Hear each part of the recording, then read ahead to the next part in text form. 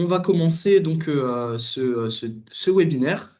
Donc déjà, je vais me présenter. Je m'appelle Edgar Bernier. Je suis chargé de projet chez Décider Ensemble depuis septembre 2023 et j'anime aujourd'hui mon premier webinaire pour Décider Ensemble. Euh, donc, dans le cadre des trophées de la participation 2023 et pour valoriser les démarches participatives qui ont été récompensées par le jury de Décider Ensemble, on organise donc des sessions de webinaires. Euh, L'objectif, c'est d'approfondir, on va dire, les démarches participatives et en invitant les lauréats et les parties prenantes qui ont participé à la création et la mise en place de cette démarche. Et après une première session qui a eu lieu le 2 avril dernier dans le cadre de la démarche Vers Tiers Village, qui a été lauréat 4 étoiles des trophées 2023. On tient aujourd'hui donc une deuxième session, cette fois-ci en collaboration avec l'Observatoire international de la démocratie participative, l'OIDP, sur la démarche de Rennes Métropole et la ville de Rennes. Sur donc l'ICE, l'initiative citoyenne européenne à la Rennaise pour un accueil digne des migrants. Euh, Durant donc l'heure et demie qui est consacrée à ce webinaire, vous allez avoir la possibilité donc déjà de comprendre un peu plus en détail quelle a été cette démarche et quels sont les tenants, les aboutissants, ses conséquences, son suivi, et d'échanger surtout avec les parties prenantes et avec les gens qui ont fait cette démarche et qui ont participé à cette démarche. Euh, on a la chance d'avoir donc beaucoup de personnes qui ont été présents lors de cette démarche ou qui ont été acteur de près ou de loin, notamment donc Monsieur Xavier Desmaux, qui est adjoint délégué à la démocratie locale et à la participation des habitants de la ville de Rennes et de la métropole de Rennes. Bonjour Monsieur Desmaux. Euh, on a notamment Stéphanie Pope, qui est chef du projet donc, de l'initiative citoyenne européenne et du Labo Europe de la ville de Rennes. Monsieur Julien Roiran, qui est fondateur de l'agence Agora Lab et accompagnateur de la démarche. Madame Garance Foglizio, qui est porteuse du projet Digitour, qu'on va pouvoir vous expliquer un petit peu plus en détail dans ce webinaire. Et Oh, pardon. Je crois que quelqu'un a sonné.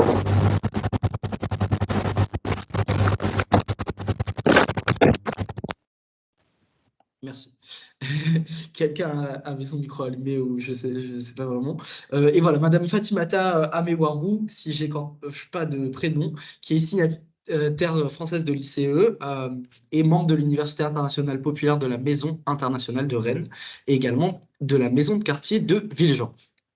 Donc, après vous avoir présenté un peu les différents intervenants de ce webinaire, je vais laisser la parole à mon collaborateur, Monsieur Adrien Duarte, qui a organisé ce webinaire avec moi, qui représente aujourd'hui l'Observatoire international de la démocratie participative et qui va vous donner un peu des éléments de contexte pour pourquoi donc le projet de l'ICE à la Rennaise a été récompensé du prix de l'OIDP 2023 par cet organisme.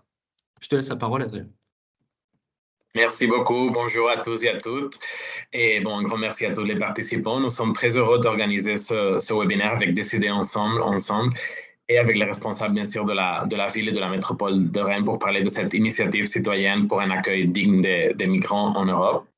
Donc, comme Edgar disait, cette expérience a remporté le prix de l'OIDP Bonne pratique en participation citoyenne de l'année dernière, en 2023.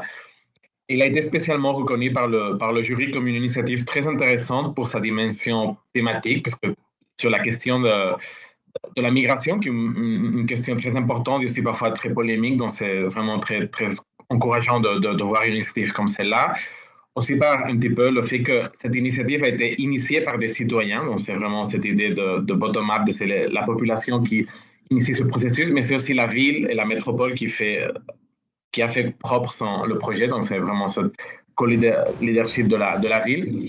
Et bien sûr, pour cette idée que la dimension d'une initiative locale qui veut dépasser au niveau national et supranational, qui a vraiment été très, très reconnue par le jury. Donc, juste vraiment, une fois de plus, de féliciter à toute l'équipe de la ville de Rennes, et en général à toute la ville de Rennes, à la population, aux agents et aux élus de la ville pour cette initiative. C'est vraiment un prix très, très bien mérité, qui est vraiment très, très reconnu par la communauté de l'OIDP. profite aussi de cette occasion pour rappeler que pour cette année, l'appel à la candidature du prix OIDP est aussi ouvert. Donc, c'est aussi une opportunité jusqu'au 15 mai pour les autres collectivités locales de postuler. Et bon, je laisse ici mes commentaires. En tout cas, félicitations à nouveau à l'équipe de Rennes et un remerciement à Décider Ensemble pour cette organisation du webinaire. Merci. Merci beaucoup Adria pour cette introduction. On va pouvoir vraiment commencer à en savoir plus sur la démarche. Et je vais donner la parole à Monsieur Demo qui va essayer en 5 minutes de vous donner un peu de contexte sur l'historique un peu de la participation citoyenne dans la ville de Rennes et dans la collectivité. Monsieur Demo, Alors, je vous remercie déjà, je remercie l'OIDP et Décider Ensemble pour ce prix et pour l'organisation de cette visio qui valorise, je pense, notre travail au quotidien, le travail des agents, des habitantes et des habitants et des élus également. La ville de Rennes et la participation citoyenne, c'est déjà une longue histoire, puisqu'on dans les années 80, on a initié la mise en place de conseils de quartier notamment, puis des comités consultatifs à la fin des années 90, et puis on a été une des villes pionnières en France sur les budgets participatifs en 2015. On est notamment fondateur du réseau national des budgets participatifs en France et on continue à s'impliquer dans des démarches nationales, européennes, internationales de participation citoyenne.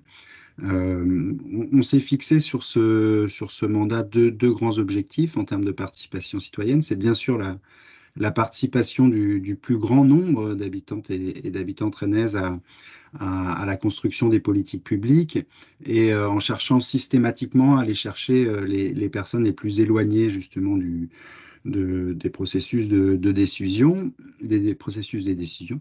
Et puis, deuxième objectif, c'est de développer la culture de la participation en développant une culture citoyenne, une culture de l'engagement citoyen et en développant justement du débat citoyen entre Rennaises, entre les habitantes et les habitants. Donc pour ça, on a une boîte à outils, comme beaucoup de collectivités, qu'on appelle la fabrique citoyenne, une boîte à outils et démarches. Et puis, on va essayer de systématiquement, pour chaque politique publique, mettre en place, justement, plugger quelque part de la participation citoyenne. Donc on peut la plugger dès la conception d'une politique publique. On va essayer de travailler avec les usagers et usagères sur la définition d'une politique publique ou sur la réalisation du projet ou dans l'évaluation. Mais sur chaque politique publique, on essaye systématiquement de plugger de la participation citoyenne, ce qui fait qu'on a à peu près on est à peu près sur 50 concertations par an proposées aux Rennaises pour définir nos politiques publiques. Donc c'est quand même relativement important. Et pour ça, on a plein d'outils. On a mis en place les jurys citoyens, des conventions citoyennes, le budget participatif ou autre. Donc on a quand même pas mal d'outils pour favoriser la participation je dirais que sur chaque politique publique, en fonction du public cible, en fonction du territoire, on va essayer d'utiliser le bon outil, le plus adapté, en tout cas pour favoriser la participation du plus grand nombre. Ça, c'est pour ce que j'appelle, moi, la participation un peu descendante. Après, pour tout ce qui est participation plus ascendante, c'est-à-dire tout ce qui va concerner l'initiative citoyenne, on a aussi pas mal d'outils. Donc, il y a le budget participatif, il y a les droits d'interpellation, où on permet aux habitantes et aux habitants de contester un projet mis en place par la collectivité. On peut même, dans le cadre des missions d'expertise citoyenne, leur attribuer des financements pour étudier justement les différents recours ou d'autres projets envisageables en opposition aux projets proposés par la collectivité. Et puis, depuis peu, là, on est en train de mettre en place un observatoire de la participation citoyenne pour que les habitants puissent aussi regarder ce qu'on fait, être aussi critiques sur nos démarches de participation citoyenne. Et ensuite, il y a tout ce qui, dans cet objectif de développer la culture de la participation, tout ce qui est événementiel, où on cherche à créer de l'événement autour de la participation citoyenne. Alors, on a organisé les rencontres européennes de la participation citoyenne de Décider Ensemble en 2022.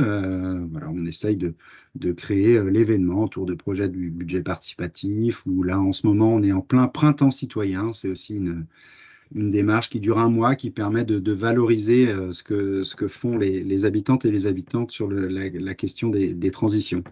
Voilà, pour être assez bref sur notre politique de participation citoyenne, mais je peux répondre à toutes les questions peut-être plus précises.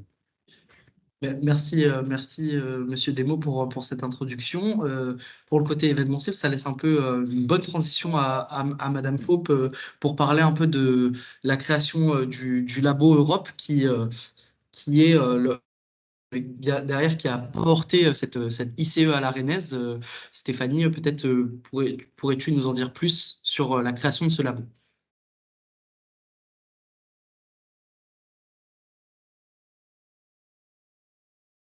Oui, Je j'avais crois oublié que le micro. Oui, je vous disais bonjour déjà et merci pour l'invitation. Euh, oui, le Labo Europe, en fait, c'est le pur produit de l'infusion des démarches participatives dans les politiques publiques et donc une démarche, un esprit qui a infusé jusqu'au service international Europe et à propos d'une politique européenne où c'est peut-être là la politique la moins évidente et pour laquelle on ferait de la participation citoyenne. Et puis, donc cette création du labo, elle a correspondu aussi avec une orientation de notre politique européenne vers la promotion de la citoyenneté européenne, avec l'idée de connecter les enjeux locaux et européens, et puis dans une démarche aussi de formation, où on dirait aujourd'hui d'encapacitation des citoyens, de comprendre les enjeux complexes. Et on était confronté à une problématique très simple, mais que je pense beaucoup de collectivités connaissent, c'est comment on parle d'Europe autrement. Par contre, on parle toujours d'Europe de la même façon, de façon très ennuyeuse et très rébarbative. Et on est parti de cette problématique en essayant d'utiliser des méthodes qu'on retrouve plus dans les domaines du numérique, mais des méthodes un peu de design thinking et d'innovation, c'est-à-dire, pour résumer, croiser les regards, donc élargir les participants à des domaines qu'on dirait hors Europe, mais en fait qui sont concernés par les sujets européens, les acteurs du numérique, les acteurs culturels, les acteurs de l'environnement. Et puis, ça voulait dire aussi imaginer des outils et des méthodes innovantes. Et on a procédé par événementiel, par ce qu'on a appelé des expériences citoyennes. Et puis, la création du labo a bien sûr coïncidé avec la rencontre avec Julien Roiran, ici présent, on s'est rencontrés alors qu'il animait, mais il avait préparé l'animation d'un dialogue citoyen de la Commission européenne avec des ateliers citoyens sur des sujets européens. Et voilà, on s'est rencontrés à ce moment-là, on s'est dit, et avec les méthodes proposées par Julien, c'est possible de faire parler les citoyens sur des sujets complexes que sont notamment les politiques européennes. Donc après ces 5 expériences citoyennes, 5 événements, nouveau mandat, qu'est-ce qu'on fait avec le labo? Est-ce qu'on continue comme ça à proposer des événements? Et les élus, on a brainstormé, on s'est dit, voilà, elles ont donné des directions, qu'il fallait que ce soit un événement peut-être qui dure sur qu'il soit moins ponctuel, qui dure sur plusieurs années, pourquoi pas, qu'il y ait une forte dimension de formation, qu'il y ait une forte dimension de plaidoyer. Et voilà, je ne vais pas vous détailler toutes les dimensions que les élus nous ont confiées. Mais en tout cas, on est arrivé avec cette proposition d'initiative citoyenne européenne. Voilà, on s'est dit, l'initiative citoyenne européenne, c'est un outil de démocratie participative, c'est un outil ouvert à tout citoyen européen. Et comment ça se fait que finalement personne ne sait vraiment ce que c'est et personne ne s'approprie l'outil? Et on s'est dit que ça serait un bon prétexte d'utiliser cet outil voilà, pour améliorer la participation citoyenne et la connexion des enjeux locaux et européens. Et on s'est dit, on va le faire, mais en ajoutant une phase préalable. Ce sont les Rennais qui vont construire l'initiative, ce sont les Rennais qui vont la choisir, et la ville s'engage à porter, dans la mesure de ses moyens, la question, le plaidoyer qui sera proposé par les Rennais au niveau européen. Et voilà, il a fallu mettre tout ça en musique. Et allô Julien, est-ce que tu penses que c'est faisable, et est-ce qu'on... Voilà, mais je pense qu'il va vous expliquer comment on a un peu opérationnalisé et mis en musique la démarche pour que tous les objectifs soient atteints. Julien, la transition est parfaite. Bah ouais, elle est forte, hein. Super. Bon, moi aussi, je voudrais commencer par remercier l'OIDP Décider Ensemble pour le prix et toute la ville et la métropole de Rennes, avec qui depuis des années on vit des expériences participatives et humaines passionnantes. Et donc, celle-ci, qui a commencé il y a un peu plus de 3 ans, hein, donc j'ai dû me replonger un petit peu dans mes notes.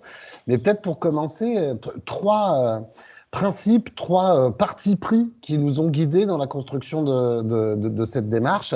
C'est co-décider, localiser et coaliser. Et je vais commencer par la dernière. L'idée de coaliser, c'était pas de s'enfermer dans une démarche. Tout à l'heure, Monsieur Desmaux parlait de démarche verticale, dans un échange entre une mairie, une ville désincarnée et les habitants, mais bien de s'appuyer sur l'ensemble de la société civile, des parties prenantes, des acteurs, des collectifs de la vie locale. C'est aussi eux qui font la vie citoyenne et la participation. Et vous allez voir tout à l'heure comment ça s'est traduit dans chacune des 3 étapes que je vais développer. Ça, c'était pour l'idée de coaliser. La deuxième, c'était l'idée de localiser. Parce que, effectivement, vous l'avez tous rappelé, parler d'Europe, c'est hyper compliqué, parce que l'Europe, c'est loin, c'est théorique, et il y a tout un tas de filtres qui ne rendent pas cet objet politique très attrapable. Et donc, l'enjeu, c'était de positionner le premier parti pris. C'était pas de dire, tiens, qu'est-ce que vous avez à dire à l'Europe, mais qu'est-ce que nous, Rennes, en tant que Rennais, avec nos spécificités, on a envie de porter ensemble, de franchir une échelle pour aller porter nos spécificités à l'échelle européenne. Donc c'était à la fois une question d'habitude, de mode de fonctionnement locaux, mais aussi d'identité locale. C'est pour ça qu'on parle d'une ICE à la rennaise. Et puis le troisième principe, c'était celui de la codécision.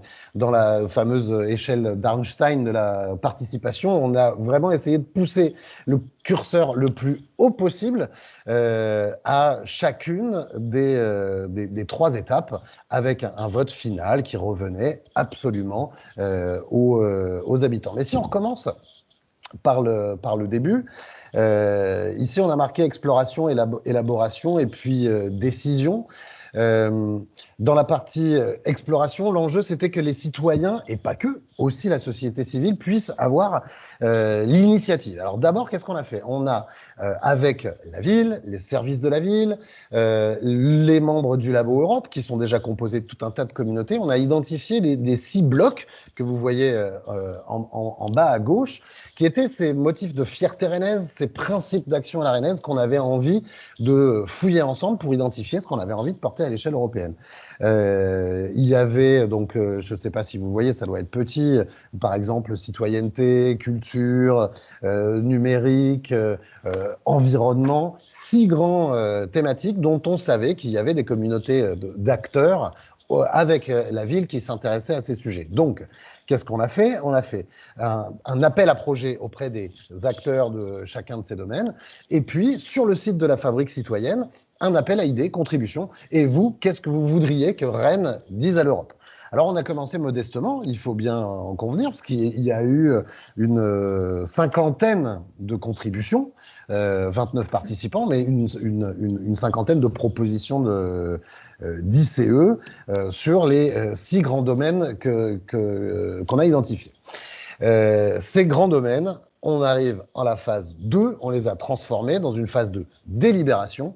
en 6 ateliers qui sont passés un peu partout dans la ville, avec tout un tas d'acteurs, certains dans des environnements scolaires, un à la fac, un à Sciences Po, d'autres à l'université, à la Maison internationale de Rennes. On en a même fait un sous une forme de lessive de la concertation, celui qui était dans le hall de la fac, avec la possibilité de proposer d'autres thèmes. Qu'est-ce qui se passait dans ces ateliers? D'abord, l'enjeu, c'était de comprendre le sujet. Tu parlais d'encapacitation tout à l'heure. C'est ce sujet européen. Quelles sont les connexions qu'il y a avec ce qu'on a envie de porter? Quelles sont les compétences de la Commission européenne en la matière? C'était hyper important parce que seuls des ICE qui répondent aux compétences de la Commission européenne pouvaient être acceptés. Pour ça, on s'est appuyé, toujours dans la logique de coalition, avec des étudiants, un pool d'étudiants de la fac de droit spécialisés sur le droit européen, et c'est eux qui venaient apporter leur regard sur le lien avec les compétences européennes. Donc, première étape, comprendre. Deuxième étape, on reversait dans chacun des ateliers l'ensemble des propositions qui avaient été recueillies par appel à projet ou sur le site de la Fabrique citoyenne. Il y avait là aussi même la possibilité aux citoyens qui le souhaitent. Il y a 300 personnes qui ont participé en tout à ces ateliers, puissent proposer de nouvelles idées d'initiatives pour que la porte ne soit pas trop refermée le jour J. Et puis, une fois qu'on avait présenté la liste des initiatives, fact-checking, proposition des étudiants de droit sur est-ce que ça tient la route, pour donner du grain à moudre pour le vote, qui permettait de choisir 2 à 3 initiatives citoyennes pour chacun de ces groupes d'idées, qui seraient ensuite reversées à l'ensemble de la population pour qu'ils décident est-ce que c'est dans cette direction qu'on va ou pas. Je pourrais développer un petit peu tout à l'heure le contenu, mais la dernière partie de ces ateliers, qui fonctionnaient un peu en World Café, c'était des ateliers tournants sur chacune des initiatives, des pistes d'initiatives qui avaient été trouvées, permettait de commencer à fouiller l'angle d'attaque, la nature de la demande à l'Europe, la tonalité de l'appel, mais également l'analyse du problème spécifique au niveau européen, et même la question des alliés. Avec qui pourrions-nous, y compris à l'échelle européenne, porter ce sujet-là? Donc il en est sorti 12 projets d'initiatives citoyennes européennes. Vous les voyez tout en bas à droite. Mais comme c'est encore tout petit, je vous en cite quelques-uns. L'idée d'un budget participatif à l'échelle européenne. La création d'un droit européen à l'alimentation durable. Et puis bouger 6 mois en Europe, permettre à chacun des jeunes européens, chacun et chacune, de pouvoir, dans son cursus, voyager pendant 6 mois en Europe. Pour tout vous dire, on a senti dès le début, dès l'appel à contribution, qu'il y avait une appétence rennaise autour du sujet cohésion sociale, solidarité et le bloc environnement, écologie. Si bien que, à la 3e étape, quand il s'est agi de faire voter sur ces 12 propositions, à travers donc une grande campagne d'affichage dans la ville, tous les supports de communication de la ville qui en parlaient, un événement pour partager le contenu de l'ensemble de ces propositions, eh bien, l'initiative citoyenne européenne qui a gagné largement, très largement, haut la main, c'est le cri du cœur initié par un groupe de collégiens et de collégiennes autour de la dignité de l'accueil des migrants en Europe. Et ça n'était que le tout début de l'aventure, puisque une fois qu'on avait ça, il fallait ensemble coaliser autour de ce sujet, le porter à l'échelle européenne et obtenir 1 million de signatures dans 7 pays. J'en ai fini et moi aussi je serai dispo pour vous donner des détails si vous en avez envie et si vous en avez besoin. Stéphanie, si tu souhaites peut-être compléter sur la question de la mobilisation et de comment tous ces groupes d'acteurs aussi divers se sont formés, si tu as quelque chose à ajouter là-dessus. Non, pas grand-chose. Julien a bien dit l'avantage à coaliser différents types d'acteurs. Et c'est vrai que chaque atelier a été organisé dans des endroits différents et Et quand on a proposé au début, dans la phase d'exploration, aux partenaires du labo, voilà, vous êtes prêts à porter un atelier, quelle communauté vous êtes prêts à mobiliser? Bon, ça, c'était une façon importante de coaliser. C'est pour ça qu'on se retrouve avec une estimation de 300 personnes qui ont participé dans la préparation, puis après dans la participation aux ateliers. Non, je ne vais pas rajouter grand-chose parce qu'il y a quand même eu, dans ce cadre-là, qui avait été élaboré avec Julien, donc un déroulé, une méthodologie type pour mener ces ateliers. Mais l'ICE gagnante pour un accueil digne des migrants a tenu un atelier qui a été aussi, qui a été beaucoup plus que le cadre qu'on avait proposé pour aboutir à ce prototype d'ICE. Et ça a été un travail supplémentaire de mobilisation citoyenne, de participation citoyenne. Et Fatimata pourrait nous en parler beaucoup plus parce qu'elle a vraiment été au cœur de cette initiative locale, au cœur dans la relation avec les écoliers, avec la maison de quartier et avec les associations de l'AMIR. Mais je pense qu'on peut laisser Fatimata nous dire comment ça s'est passé. Exactement, je vais donc laisser la parole à Fatimata Amé qui est présente. Merci beaucoup d'ailleurs de nous avoir rejoints pour ce webinaire. Et le micro. Merci à vous tous et merci de votre invitation. Moi, c'est Fatimata Mei Waru. Je suis la signataire française et j'ai été associée au projet depuis le début. Et quand la ville avait demandé à la Maison internationale de Rennes de se joindre à l'aventure de l'ICE, et la MIR a fait appel à moi, mais aussi la MIR a fait appel à moi parce que j'avais accompagné les personnes migrantes pendant longtemps. Donc, je faisais l'accès aux droits, l'accès aux soins, et l'accès aux droits juridiques. Et la MIR a fait appel à la maison de quartier de Dijon, au collège Rosa Parks. La MIR a fait aussi appel aux associations de soutien aux exilés et aux étudiants en master de droit européen de l'association Europe 35 et des bénévoles de l'Université internationale populaire, donc la plupart habitants de Dijon. Et donc après ça, c'est au cœur de Dijon qu'est née l'idée de l'ICE pour un accueil digne de migrants proposé à partir de la parole des jeunes du collège Rosa Parks. Et comment tout cela s'est traduit? En fait, les collégiens ont travaillé avec plusieurs intervenants, dont leur enseignant Ronan Chivrel, et ils ont travaillé sur les thèmes sur la solidarité, la responsabilité, les droits et la dignité. Et c'est la dignité qui leur est apparue comme élément central important pour notre humanité. Et ensuite, donc, il y a eu des ateliers à la MIR où les collégiens ont écouté les récits de 4 associations de solidarité et de soutien aux exilés. Et les collégiens, à partir de ces récits, ont travaillé sur leur plaidoyer et ont formulé des solutions. Parallèlement, les adultes se cultivaient sur le droit européen en matière d'asile. Ensuite, les collégiens sont venus présenter leur plaidoyer et leurs solutions devant des adultes attentifs.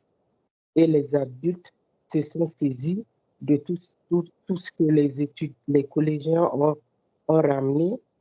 Et, donc, il y avait les habitants, il y avait donc tout ce que j'avais dit, les associations, les étudiants en matière de droit européen. Et on travaillait sur le contenu qu'ont ramené les collégiens. Et c'est de là que tout ce groupe a formulé l'ICE pour un accueil digne des migrants à l'Union européenne. Et ensuite, la mairie a travaillé pour finaliser la rédaction du contenu et a aussi procédé à la recherche des signataires européens, dont je fais partie. Merci beaucoup Fatimata pour ce résumé. On en vient donc un peu au portage européen et ce qui a été fait donc après le choix de ce sujet d'ICE. Et on a la chance aussi d'avoir donc Garance Foglizio qui a participé au Dignitour, qui était donc un tour d'Europe pour aller chercher donc des signataires de cette ICE, si je ne me trompe pas. Garance, ben, merci d'être présent avec nous. Est-ce que vous pourriez un peu nous dire un petit peu plus et nous expliquer qu'est-ce que le Dignitour et nous donner un peu un retour d'expérience sur votre ressenti? Bonjour, donc, moi c'est Garance Sougliso, merci beaucoup. Je pense juste avant que je vais parler de l'implication que j'avais déjà au niveau local, avant même le Dignitour, en tant qu'étudiante de l'Université de Rennes, puisque c'est comme ça que j'ai découvert l'initiative et que j'ai pu m'impliquer. C'est notre directrice de master en droit de l'Union européenne qui nous a proposé de nous joindre à ces ateliers quand il y en avait plusieurs. Et donc, moi, j'avais choisi celui de la cohésion sociale avec 3 autres étudiantes. Et nous, notre rôle à ce stade-là, c'était de pouvoir expliquer ce que c'est une initiative citoyenne européenne, de pouvoir expliquer un petit peu globalement quel était le cadre législatif du domaine. Donc là, c'était en l'espèce de l'accueil des demandeurs d'asile, l'accueil des exilés généralement, ce qui existait déjà dans le cadre réglementaire européen. Puis accompagné, voilà, on a entendu le plaidoyer des collégiens et donc on voulait baser notre initiative sur leur plaidoyer et donc c'était aussi dans notre rôle, nous et les doctorants aussi, l'équipe de juristes dans lequel on était, d'un petit peu de guider ce qui rentrait ou non dans la compétence de la Commission européenne, qui n'était pas forcément, les gens ne savent pas forcément ce qui rentre dans la Commission européenne. Donc voilà, on avait un petit peu ce rôle d'accompagnement juridique, de conseil sur ce qui était possible de proposer au niveau européen. Et voilà, et c'est ensuite, j'ai adoré toute l'initiative, les personnes, l'engouement que les gens avaient autour, les associations, les citoyens, les collégiens avaient autour de cette initiative. Et c'est ensuite ce qui a mené au Dignitour. Mais je ne sais pas si j'en parle maintenant ou peut-être qu'on parle plus tard au moment du portage européen. C'est comme vous le souhaitez. Si Stéphanie veut peut-être parler, revenir un peu sur le Oui. portage européen, comme ça me permet de mettre la slide d'avant aussi sur mon PowerPoint. Juste pour faire la transition en fait entre le moment où l'ICE a été choisi par les Rennais, il y a eu un événement festif et il y a une certaine euphorie, et puis le moment où il faut déposer l'ICE, il y a plusieurs contraintes et finalement ça a été l'étape la plus difficile et qu'on avait peut-être finalement le moins préparé parce que voilà, on avait bien programmé toute la démarche, mais à un moment, à la fin de chaque étape, on se dit, est-ce qu'on va plus loin ensemble? Est-ce qu'on a les moyens? Est-ce qu'on continue? Et donc, on s'était retrouvés un peu avant l'été pour se dire quelles sont nos forces en présence, qui est prêt à faire quoi, qui a les ressources pour le faire. Alors, du côté de la ville, on avait dès le départ proposé un support à minima, un support, on pouvait proposer de fournir la communication, le support administratif, déposer l'ICE auprès de la Commission européenne. Dans la campagne, on avait proposé de faire jouer nos réseaux, de mettre des ressources humaines et puis d'agir par subvention aussi pour soutenir les projets locaux comme le Dignitour d'ailleurs, et puis d'autres projets qui pourraient inspirer les habitants. Chacun a fait ce travail. La Maison internationale faisait le lien avec les associations de solidarité, la Maison de quartier avec les habitants, Europrenne 35 pour avoir toujours, c'est une association universitaire de promotion du droit européen qui avait toujours le regard du droit, et puis Mediapart qui faisait le lien avec les collégiens. C'était un petit peu le groupe local resserré qui a fait le bilan de ses ressources et moyens, et puis on s'est dit, ben, on a de quoi, et puis voilà. Mais en attendant, il fallait effectivement partir de la parole des habitants, qui était un grand document avec beaucoup de demandes très fournies et très technique, et il fallait le transformer parce que une initiative citoyenne européenne, c'est 1000 caractères. Donc, il fallait transformer cette demande très fournie en 1000 caractères. Et puis, il fallait en parallèle chercher les 6 autres signataires. Donc, la ville a participé à travers ses réseaux, mais c'était aussi les universitaires, les habitants, la Maison internationale de Rennes avait des homologues au niveau européen. Chacun faisait ce travail. Et puis, il a fallu aussi commencer à prévoir une communication et puis à chercher des soutiens dès maintenant, alors que l'ICE n'était pas déposé. Ça a été si on peut revenir plus tard sur les difficultés. Il y a eu cette période de transition, et puis, bon, l'ICE a été déposé, a été enregistré. À chaque fois, c'était, on ne pensait pas arriver jusque-là, ben, on continue. Et puis, la campagne s'est lancée tranquillement, et puis de façon un peu plus, on va dire, tonitruante, lorsque la maire de Rennes a dit moi, je veux porter le message des habitants au niveau européen, donc je vais prendre mon bâton de pèlerin et aller à Bruxelles et emmener une délégation avec moi à la rencontre des institutions européennes. Et voilà, ça a été un peu le coup de lancement, et surtout le moment où il y a eu le portage politique aussi par la collectivité, par la maire de l'initiative citoyenne européenne et des habitants. Et puis, comme je disais, les moyens ont été ce qu'ils sont, mais il y avait aussi voilà, on n'a pas été organisé en structure associative spécialement pour porter l'ICE. Donc, chacun faisait la campagne à son rythme et avec ses moyens. Et donc, voilà, ça a donné la Maison internationale de Rennes qui a organisé un parlement de rue. Il y a eu les associations de solidarité qui ont organisé un concert.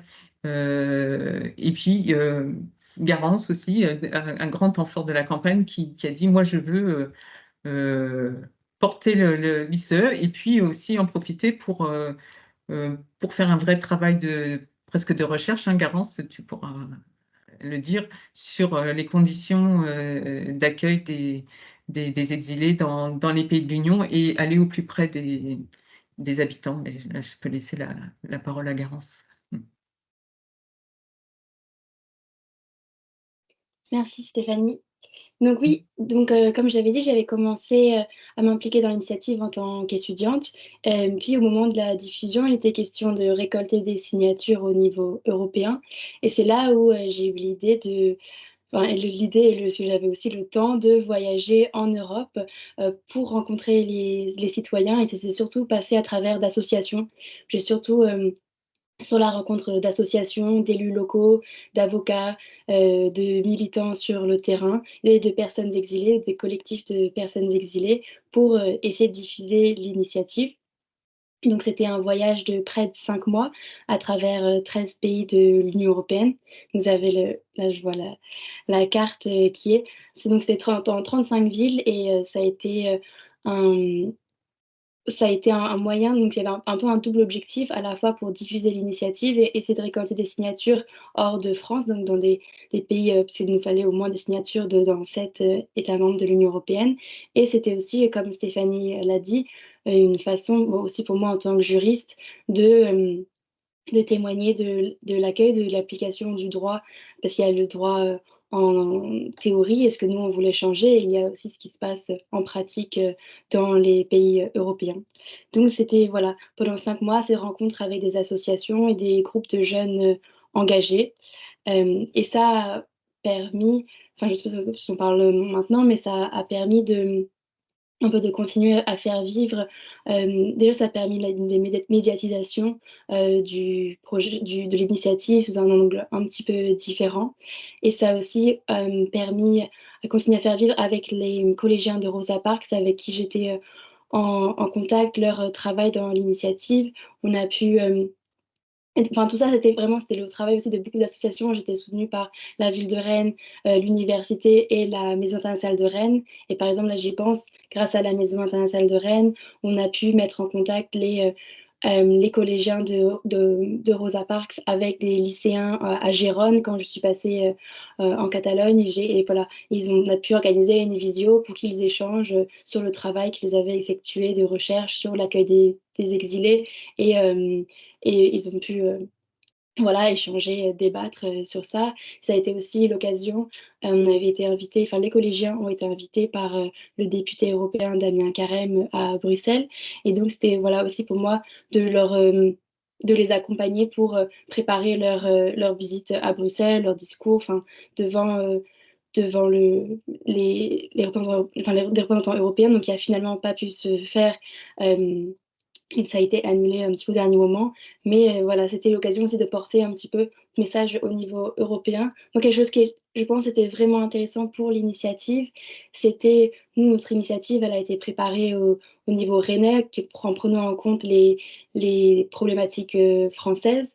Et c'était l'occasion de les confronter aux problématiques européennes et d'entendre d'associations dans d'autres pays dire que c'était pas leur priorité, ou alors même s'il y avait vraiment un retour très positif sur l'initiative partout, que c'était très loin des problématiques urgentes auxquelles étaient confrontés. Je pense à des associations en Hongrie, en Bulgarie, qui m'ont fait ces retours-là. Et voilà, c'était aussi pour élargir les pistes de réflexion. Et ça aboutit à 15 propositions législatives qui s'inscrivent dans la continuité de l'initiative citoyenne, qui sont recueillis dans un petit livret qui est en cours en cours d'élaboration, qui va paraître, je l'espère, bientôt. Voilà, avec des propositions qui émanent des discussions que j'ai eues avec des personnes dans ces 13 pays et qui continuent voilà, les réflexions qu'on a eues pour la construction de l'ICE.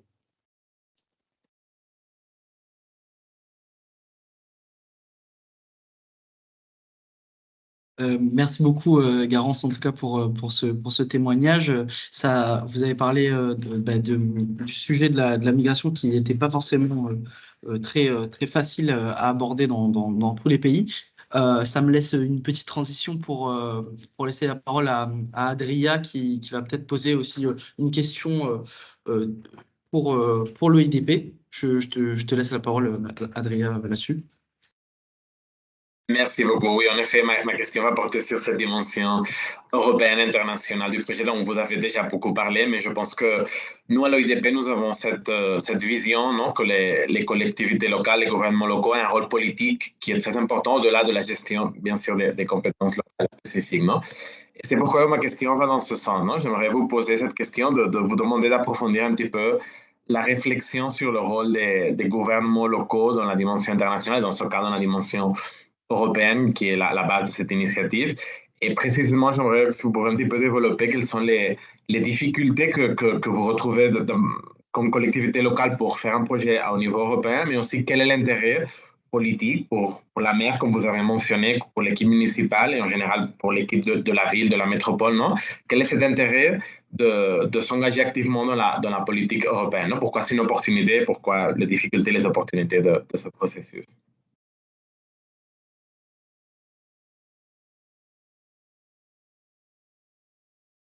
Bon, Stéphanie, que tu as le son désactivé. Ton micro. Comme ça, vous m'avez pas entendu bafouiller. Non, je voulais signaler la présence de notre directeur du service international à Europe, Simon Le Tonturguet, qui à l'époque aussi était auprès de la maire dans le cabinet, qui pourra aussi vous donner l'éclairage politique. Sur la question du plaidoyer, c'est de toute façon une activité habituelle des villes sur tous les sujets, d'essayer de se faire entendre au niveau européen, puisqu'on n'est pas censé nourrir les politiques européennes. Donc, peu importe le sujet de l'ICE, c'est toujours intéressant. Et puis, sur l'accueil digne des migrants, c'est le travail qu'on a fait avec les habitants. Quand on a relié les enjeux locaux, les enjeux européens, on a constaté des difficultés au niveau local.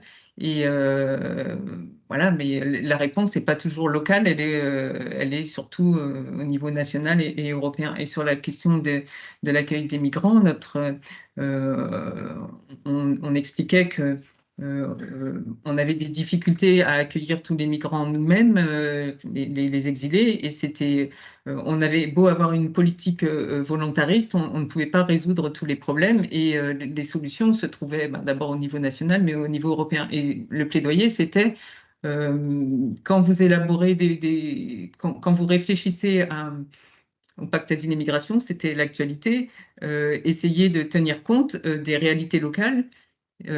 Donc, travailler avec les collectivités locales, les villes en principal, puisque c'est les villes qui sont en première ligne, les régions et aussi les ONG, les associations de solidarité ou d'urgence.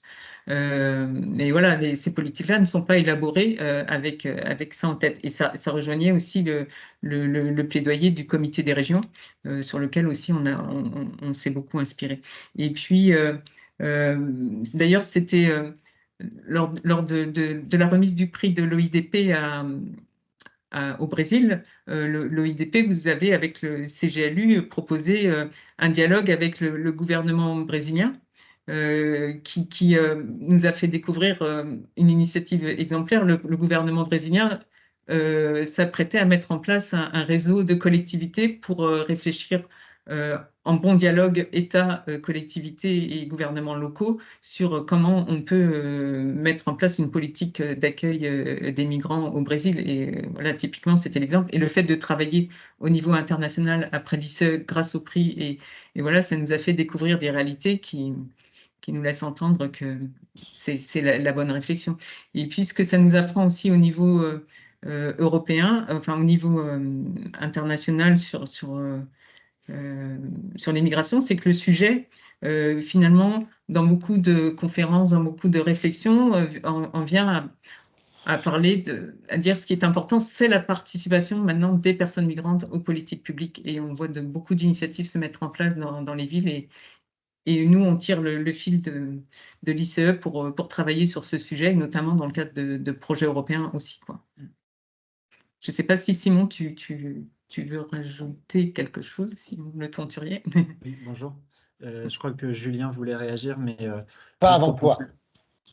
juste bonjour à toutes et tous. Pour compléter ce que disait Stéphanie, la maire de Rennes dit souvent que les villes, enfin, c'est dans les villes que se concentre une majorité de problématiques, mais c'est aussi dans les villes que se construisent les solutions.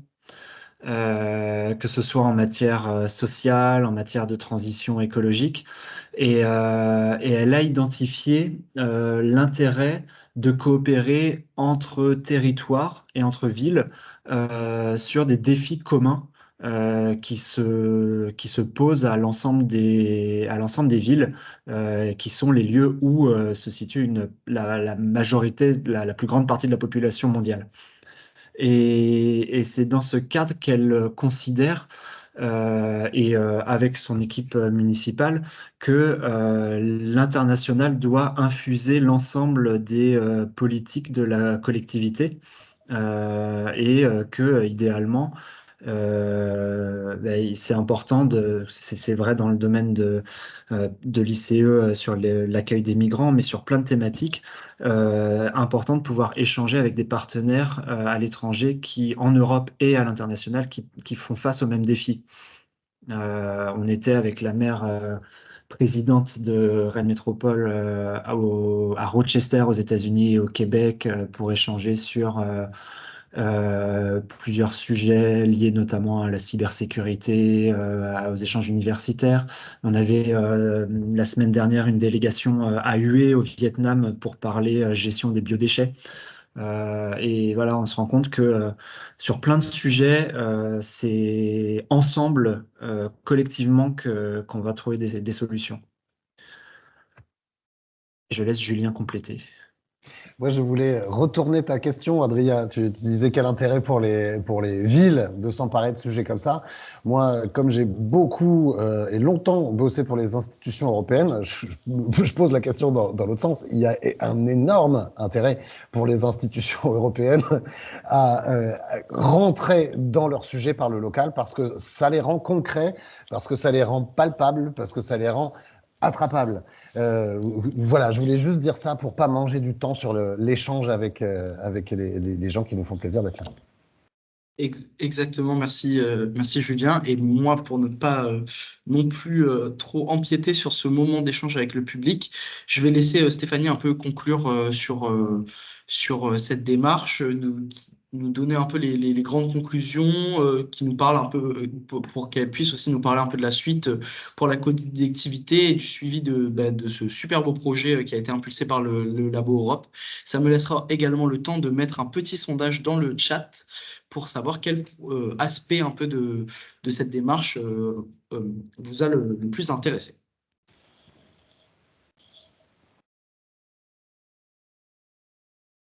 Ton micro.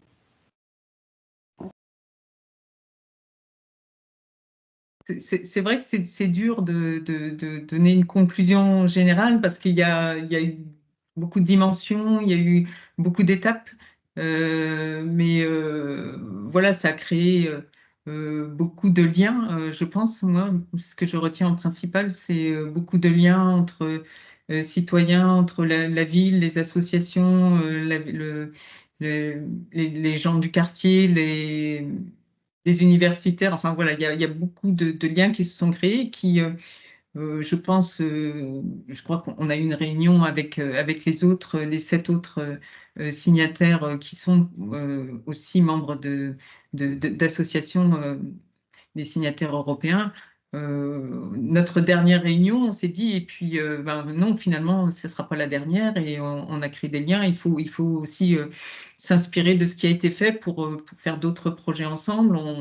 Voilà, on a connecté.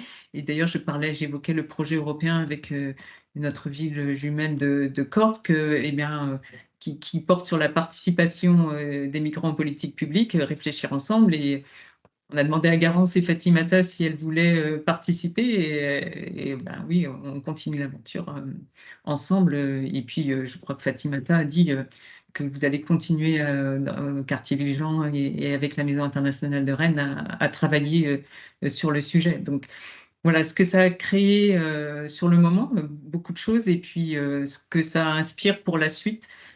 Que ce soit sur la participation ou sur l'accueil des migrants et sur les politiques européennes en général, voilà, on n'a pas encore fini d'ailleurs d'évaluer, mais ça continue.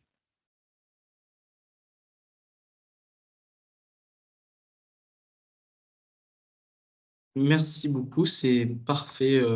Ça m'a laissé le temps. Donc, normalement, dans le chat, vous avez la possibilité de voter pour le sujet qui vous a le plus intéressé, en tout cas la dimension qui vous a le plus intéressé dans la démarche. Ça pourra peut-être ouvrir les discussions. Si on n'arrive pas à dégager une grande tendance, je laisserai la parole à la première question venue. Alors, j'ai l'impression que Julien a été très convaincant, parce que là, on est déjà sur 7 votes dans l'ingénierie de la concertation. Je sens que c'est Monsieur Oran qui va répondre aux questions. Alors, je vous laisse. J'ai l'impression que la grande tendance se dégage pour la deuxième dimension. Peut-être quelqu'un aurait une question sur le détail, ou je vous laisse la parole.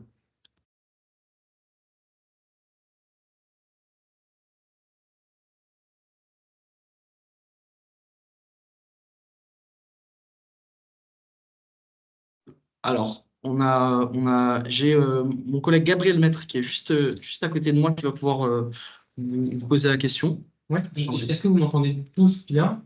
Oui. Ouais, parfait, merci. Bonjour, alors je m'appelle Gabriel, je travaille avec Edgar, je suis chargé d'études chez Décider Ensemble.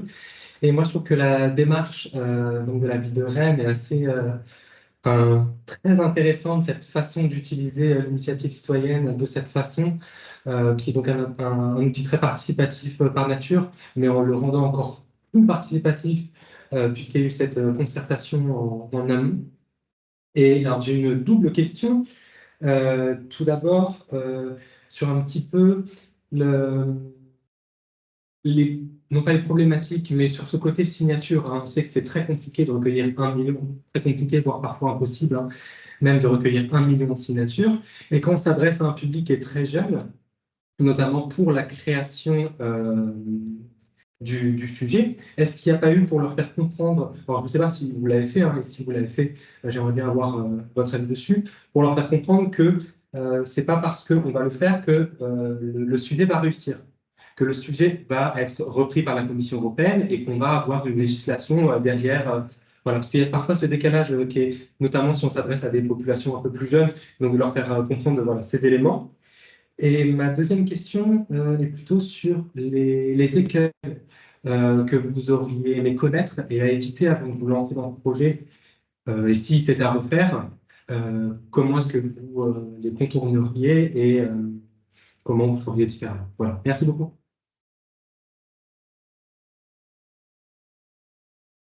Je ne vais pas être toute seule à parler, mais sur les signatures, enfin, je ne sais pas le ressenti de Fatimata, mais je crois que dès le départ, c'était quelque chose d'incertain.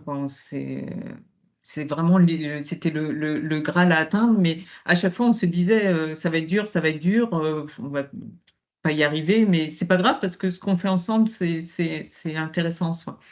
Donc, on ne peut pas dire non plus qu'on se fichait du compteur. Mais voilà, parce que ça voulait dire que le compteur, ça voulait dire aussi combien de gens on avait réussi à atteindre. Et justement, l'écueil, rétrospectivement, et encore, c'est difficile de se dire on aurait dû faire ça comme ça, parce que on était dans une temporalité qui faisait que on aurait dû mieux se préparer, sans doute, à la campagne européenne. Mais on sortait déjà d'une période participative locale où il y avait une campagne locale en plus, très dense. Il y a eu ce temps de préparation avant de déposer l'ICE, trouver les ciseaux de citoyens, rédiger l'ICE qui s'est aussi étiré. En attendant, on perdait du monde. On nous disait, mais alors, c'en est où? Est-ce qu'on la dépose et tout ça? Donc, on s'est un peu précipité. Mais je ne vois pas comment on aurait pu faire autrement, sauf avoir déjà l'initiative toute prête avec une ONG prête à la porter et tout de suite, quoi. C'est ce que font d'ailleurs les autres. Donc c'est notre méthode très exigeante qui nous a aussi le moins préparé au niveau européen, je pense. Je ne sais pas si tu as t'en Julien. Merci. Bah, moi, j'aimerais bien entendre peut-être Fatimata sur cette dimension précise. Moi, le seul truc que je voudrais rajouter, c'est qu'il y a avec la casquette plus mobilisation que concertation, là, il y a une forme de concurrence qui se joue entre les différents réseaux associatifs, y compris à l'échelle européenne. Et que peut-être une des difficultés, c'est de faire apparaître cette ICE qui vient peut-être de nulle part dans l'esprit de certains grands réseaux européens. Ah ouais, c'est un truc de Rennes. Et du coup, ils ne peuvent pas s'en emparer. C'est pas quelque part un élément de leur plaidoyer propre. Et que donc, effectivement, en termes de temps, il aurait été peut-être intéressant... peut-être juste avant le lancement ou au moment de la constitution du groupe, de venir l'estampiller, faire se réapproprier par d'autres acteurs qui ont des réseaux de mobilisation européens plus puissants pour que ce soit aussi la leur. Et puis peut-être qu'on a également manqué un peu d'incarnation ultra visible, peut-être un peu people, d'influenceurs qui puissent à l'échelle européenne la relayer également. Ouais, je vois totalement. En plus, c'est vraiment ce qu'on voit en ce moment avec les deux grands enjeux, donc l'utilisation de personnes un peu VIP qui ont une audience très large dans tous les domaines, et puis l'utilisation de stratégies presque marketing avec la diffusion au plus grand nombre et la possible réappropriation par d'autres structures. Donc, très intéressant, merci beaucoup. Si je peux compléter, pour moi, on a fait face à deux difficultés. La première, c'est qu'on n'avait pas identifié initialement l'initiative comme une démarche visant à recueillir les signatures. C'était d'abord une démarche citoyenne pour les Rennais. Et on n'a pas effectivement la force de frappe d'ONG européennes qui sont très implantées et dont l'objectif est de faire du plaidoyer.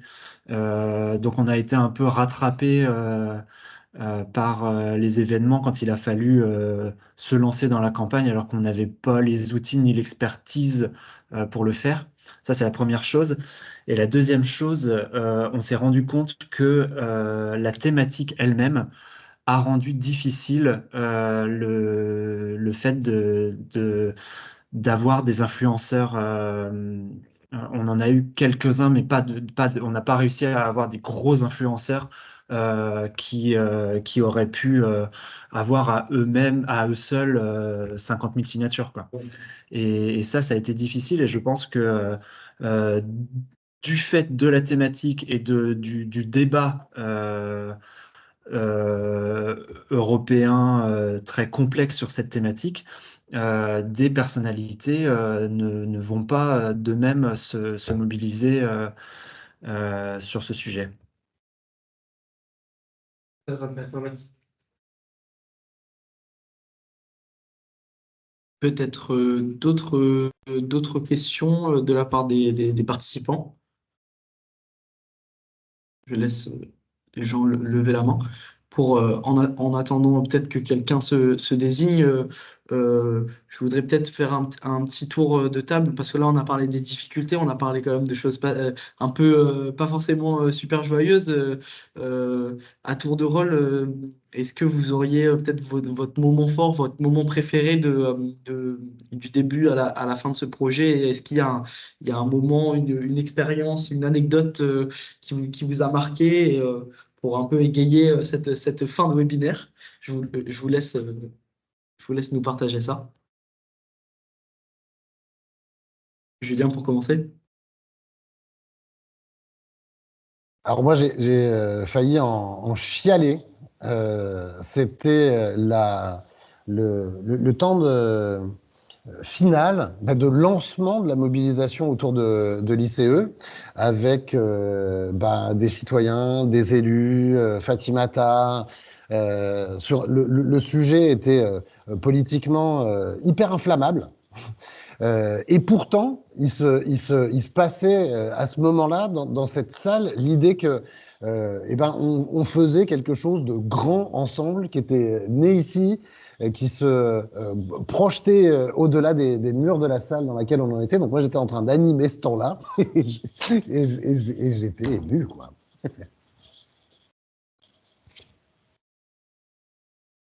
Encore de la bonne humeur, merci beaucoup, Oui. Julien. Et Stéphanie. Oui, Julien, tu as chialé, je crois. Oui. Il y a eu des larmes. Moi, j'ai trois grands souvenirs. Le premier, c'est vraiment au tout début de la démarche, quand s'est lancé l'atelier de la mire, et ça s'est pas passé en un jour, ça s'est passé avec des réunions préparatoires à la maison de quartier, et de voir les habitants du quartier se déplacer la veille d'un 11 novembre pour venir entendre parler des pouvoirs de la commission et les mamans qui venaient avec les petits, et puis voilà, on va lancer l'ICE, voilà ce que c'est qu'une ICE, et j'ai trouvé ça, je me suis dit, ça part bien, et c'était émouvant là aussi.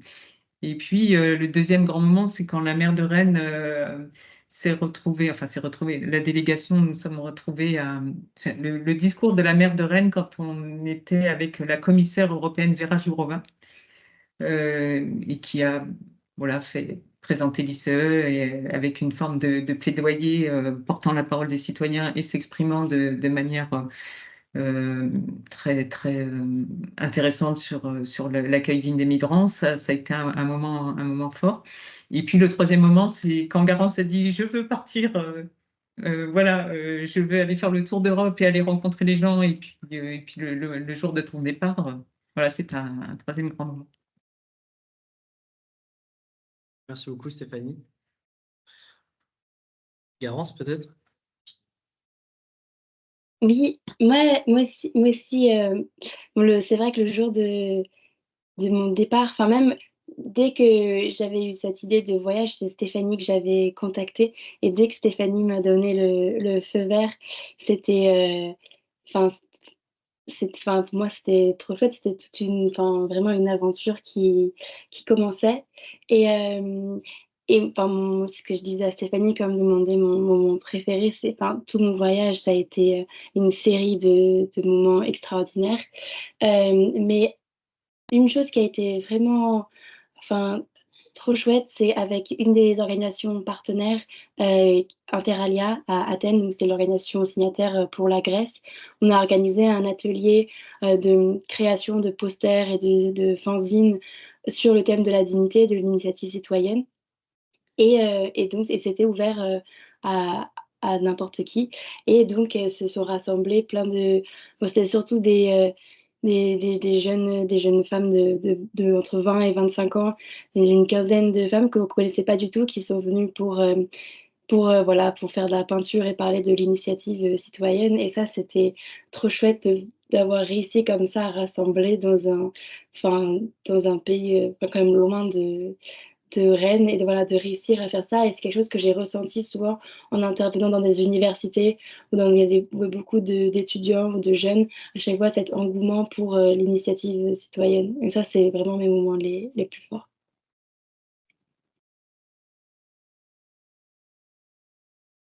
Fatimata, ton moment le plus fort. Ah, le micro. Le micro. Pardon. Moi, je n'ai pas un seul moment fort. Déjà, le fait d'être désigné comme signataire, première signataire de lycée, pour moi, c'était quelque chose d'extraordinaire parce que à aucun moment de ma vie, je n'ai pensé à, je peux dire, à ce titre, parce que pour moi, c'était un titre puisque j'ai été associée à toute la démarche. Et quand je ne suis pas là, il faut qu'elle soit là, Fatimata. Je ne me suis pas rendu compte euh, de ce qui m'attendait à ce moment-là. Et j'ai eu avec Julien la formation à la prise de parole, avec Pierre Cornu, parce qu'on allait partir à l'Union et à l'Union européenne.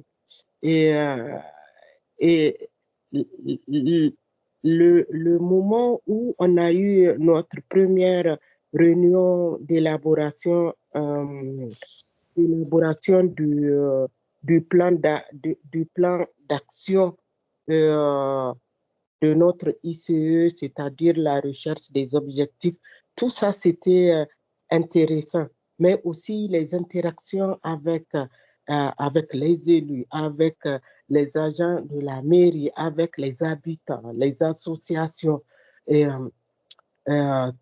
tout ceci, c'était des moments importants que je vivais, que déjà, c'était quelque chose que je voulais voir. Parce que dans le cadre de mon travail, il y a à l'Union des associations interculturelles, ce qui me manquait, c'était de voir toute cette connexion, interconnexion entre tous les acteurs et parties prenantes ensemble pour débattre et réfléchir, trouver des solutions pour faire avancer les questions des exilés, des migrants, je vais dire en général. Et, et le fait d'avoir une portée politique par une mère, ça me réconfortait beaucoup dans mon expertise quand je travaillais, parce que ce qui manquait, c'était ça. En fait, il fallait quelqu'un qui portait ce projet-là politiquement et qui le fasse, qu'il le fasse en tout cas, qu'il le fasse vivre. Alors, la plus grande aussi, le plus grand moment pour moi, je pense que j'avais peut-être la plus grosse valise pour aller à Bruxelles. J'avais tout mis, mais je n'avais pas tout porté. Et c'était quand j'étais dans l'équipe municipale pour aller à Bruxelles et pour battre campagne, pour encore renforcer l'impact de notre crédibilité, élargir et convaincre pour élargir nos réseaux de soutien, voir comment toute cette équipe, avec notre maire, nous aussi qui prenions la parole, Stéphanie, les autres élus, pour moi, c'était quelque chose de fort. Jamais dans ma vie, je vous dis ce que j'ai ressenti, je n'avais pensé être, en tout cas, j'avais pas pensé être dans ces espaces-là à défendre les immigrés parce que j'étais salariée, mais j'étais militante aussi de défense des droits des migrants. Voilà. Et le fait d'être avec tout ce monde qui portait la voix des migrants, qui défendaient d'autres acteurs, les réunions avec les signataires, ça a été pour moi quelque chose d'inoubliable et de fantastique. Je ne sais pas comment vous exprimer. J'ai vécu un moment inoubliable du début jusqu'à la fin. Mais je ne serai pas là pour la fête. Et, je serai absente le 7 juin, mais je pense que c'est parce que peut-être inconsciemment, je ne voulais pas que ça s'arrête. Je voulais que tout ceci continue.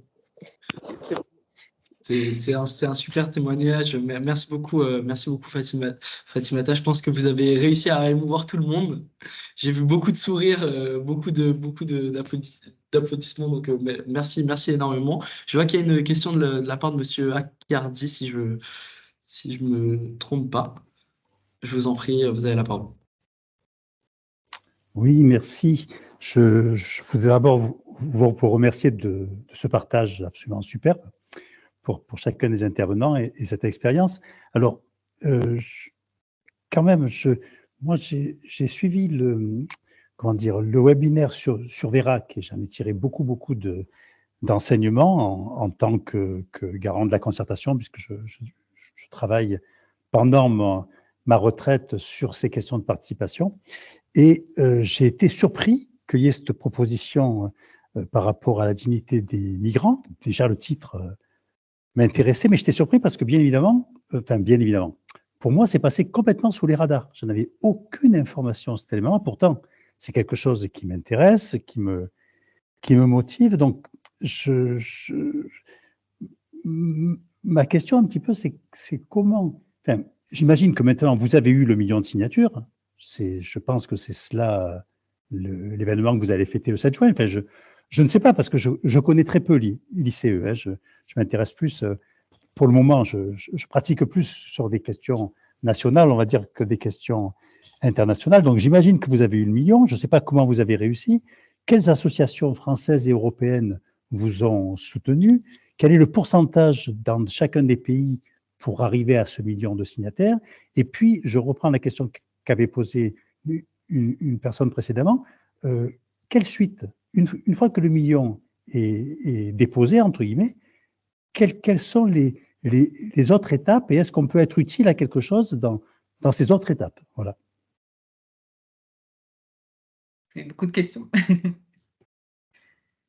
Non, on n'a pas eu le 1 million de signatures. Ah. Mais, alors, ça montre bien qu'on n'a pas réussi à toucher voilà, tous les gens, parce que le but, c'était de toucher les gens convaincus. Il y avait une dimension de porter un message, mais il ne s'agissait pas de convaincre les non-convaincus. Donc, notre cible, c'était les personnes convaincues qui ne demandaient qu'à signer. Rien qu'en lisant le titre. Mais on a eu 15 300 signatures.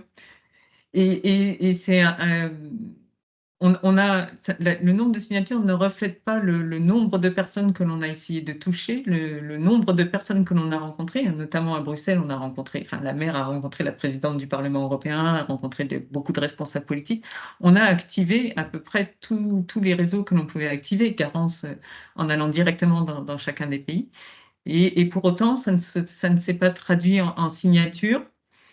Je pense que le constat, c'est notre plus grande déception, c'est le fait et Julien l'a évoqué, de ne pas avoir réussi à pouvoir être relayé par les ONG européennes. On a peut-être été un petit peu naïf en se disant il suffirait de 2 ou 3 ONG et puis ça serait viral et ça irait tout seul. Et non seulement on n'a pas réussi à mobiliser les grandes ONG, on leur demandait pas forcément de faire campagne, mais juste de relayer le message. Ça, c'est vraiment le constat le plus décevant. Ceci dit, on a quand même eu des soutiens intéressants et je pense que le principal soutien, qui nous a permis d'avoir un minimum de signatures, c'est la Ligue des droits de l'homme, qui a bien joué le jeu, et on aurait eu 2 ou 3, ou allez, 10, comme la Ligue des droits de l'homme. On a été soutenu par ATTAC, et puis le réseau des villes de l'Anvita. Au niveau européen, des grandes ONG allemandes et des Pays-Bas, mais c'est à peu près tout, quoi. Et même les signataires grecques et italiennes qui étaient issus d'ONG très militantes n'ont pas réussi dans leur pays aussi à avoir cette viralité et à toucher. Mais ça ne reflète pas le nombre de personnes rencontrées, le nombre de mobilisations que l'on a fait tous azimuts. Et voilà. Mais c'est pour ça que le nombre de personnes rencontrées, le nombre de personnes mobilisées a été aussi enrichissant. Même, voilà, la traduction en signature à la fin, ça c'est pas fait. Et c'est pour ça vous êtes passé sous les radars.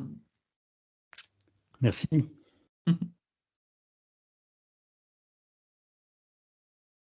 Oui, juste un tout petit rajout, ça pose la question, à mes yeux, là je prends cette fois la casquette du militant du renouveau démocratique, de la logique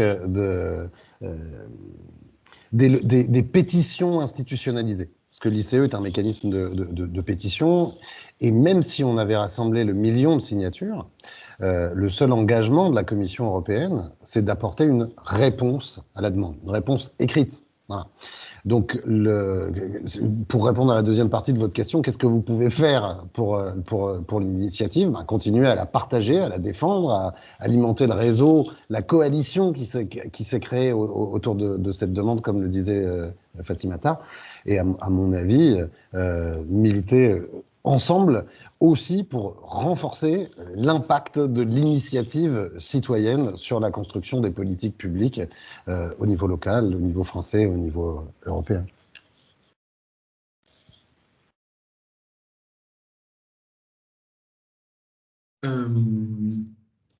Je pense que là, je regarde à peu près l'heure. Je pense on arrive à la fin de ce webinaire. S'il n'y a pas d'autres questions, moi, je voudrais déjà remercier toutes les personnes présentes et qui ont aussi participé à l'organisation de ce webinaire. Donc, merci beaucoup Stéphanie, Adria, Elisa, Julien, Xavier qui nous a rejoints, même Simon qui a pu donner des précisions sur cette démarche. Merci énormément à vous. Je passe une slide et je vous rappelle que nos Décider Ensemble a lancé officiellement la nouvelle session de candidature des trophées de la participation qui sont devenus les prix de la participation. Vous avez jusqu'au 7 juillet pour candidater dans vos collectivités et faire valoir vos démarches participatives pour espérer être récompensé et lors de cette 9e édition.